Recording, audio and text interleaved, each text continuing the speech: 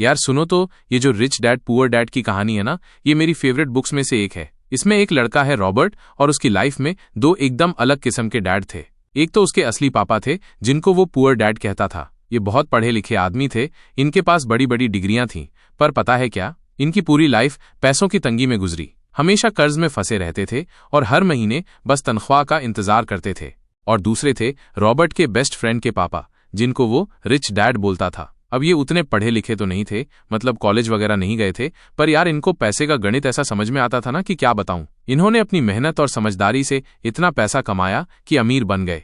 अब सोचो, एक लड़का जिसके पास दो ऐसे रोल मॉडल हों जिनकी सोच एकदम उल्टी हो, तो उस पर क्या बीतेगी। पुअर डैड हमेशा यही सिखाते थे कि बेटा खूब मन लगाकर पढ़ाई करो, अच्छे नंबर लाओ, ताकि तुम्हें एक बढ़िया सी सरकारी या प्राइवेट नौकरी मिल जाए। उनकी नज़र में सिक्योरिटी ही सब कुछ थी। उनको लगता था कि बस एक फिक्स सैलरी वाली जॉब मिल जाए तो लाइफ सेट है। लेकिन रिच डैड की फिलॉसफी बिल्कुल अलग थी। वो रॉबर्ट को सिखाते थे कि यार तुम खुद पैसे के लिए क्यों हाड़ तोड़ मेहनत करो, ऐसा दिमाग लगाओ कि पैसा तुम्हारे लिए काम करे। उनका हमेशा यही जोर रहता था कि अपना कुछ बिजनेस शुरू करो, रिस्क लो और ऐसी चीजों में इन्वेस्ट करो जिनसे तुम्हें और ज्यादा पैसा आए। वो कहते थे कि नौकरी तो बस एक शुरुआत है, असली खेल तो तब है जब तुम खुद बॉस बनो। एक और मजेदार बात सुनो, पुअर डैड हमेशा यही डरते रहते थे कि उनके पास कभी इनफ पैसा नहीं होगा। ये डर उनके हर छोटे बड़े फैसले में दिखता था। वो अक्सर यही कहते थे, अरे यार ये तो अपनी बजट से बाहर है, हम इसको अफोर्ड नहीं कर सकते।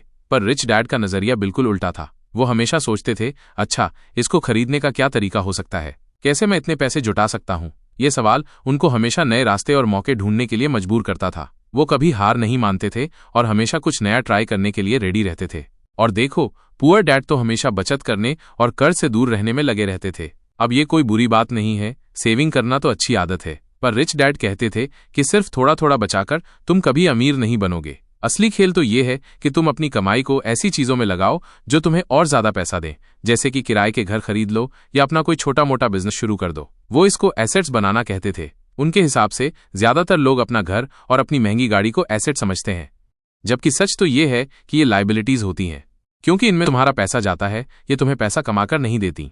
रिच डैड ने रॉबर्ट को फेल होने के बारे में भी एक बहुत इंपॉर्टेंट लेसन सिखाया। पुअर डैड तो गलतियों से बहुत डरते थे, उनको लगता था कि गलती करना बहुत बुरी बात है। पर रिच डैड का कहना था कि यार अगर तुम कुछ नया ट्राई कर रहे हो, कुछ अलग करने की कोशिश कर रहे हो, तो गलतियां तो होंगी ही। इसमें डरने वाली कोई बात नहीं है। जरूरी चीज ये है कि तुम उन गलतियों से सीखो और फिर और भी मजबूत बनकर आगे बढ़ो। वो कहते थे कि फेलियर सक्सेस का ऑपोजिट नहीं है, बल्कि ये तो सक्सेस की राह में एक कदम है।